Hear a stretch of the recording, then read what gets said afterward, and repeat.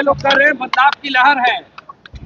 भाई जो ये दावे कर रहे हैं उनको एक बार के लिए मैं 2010 भी याद दिलाना चाहता हूँ।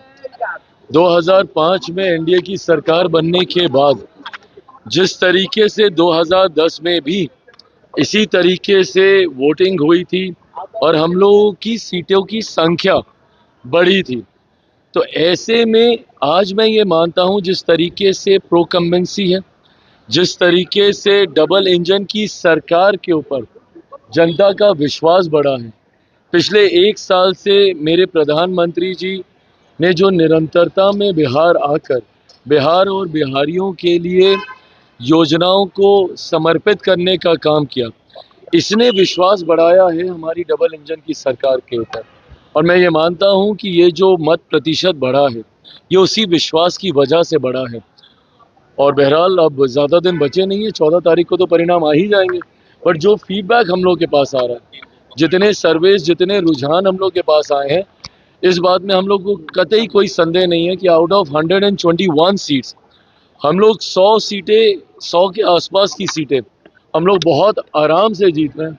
मैं खुद अगर अपनी सीटों की बात करूं, 14 सीटों पर हम लोग चुनाव लड़ रहे थे, मैं मरोड़ा को भी उसमें जोड़ रहा हूं जिसमें निर्दलीय प्रत्याशी को एनडीए ने अपना समर्थन दिया।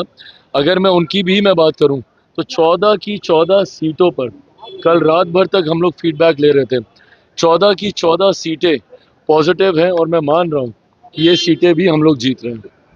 आज तेजस्वी यादव ने विजय सिन्हा का वीडियो ट्वीट करके कहा है, उन्होंने कहा है कि 14 नवंबर को ईवीएम की बिल निकलने वाला है। ये सारी बातें कहने का मैं समझ सकता हूँ, चुनाव का समय है, उनको भी अपने कार्यकर्ताओं के मनोबल को बढ़ाए रखना है, इसीलिए वो ये सारी बातें कह रहे हैं।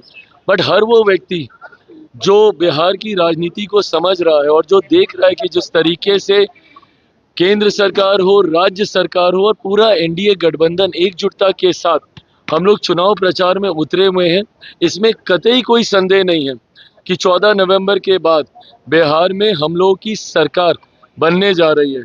और जिन लोगों को वापस से ईवीएम का जिन निकलते हुए समझ में आया, तो ये तो वही लोग हैं ना जो अभी तक ईवीएम को गाली दे रहे थे। अब इन लोगों को एक नया बहाना मिल गया है एसआईआर का लेके, और वोट चोरी वोट चोरी वोट चोरी बोलकर ये अब नए बहाने के ऊपर ही आ गए। बट अभी कुछ समय पहले तक तो इनको ईवीएम का जिन इन्हीं को खाने के लिए निकलता था, इनको लगता था कि उसमें धांधली हो रही है। बहरहाल ईवीएम से जिन निकलेगा ज़रूर 14 तारीख को, बट वो एनडीए की मजबूत सरकार बनाने के लिए निकलेगा। Thank you.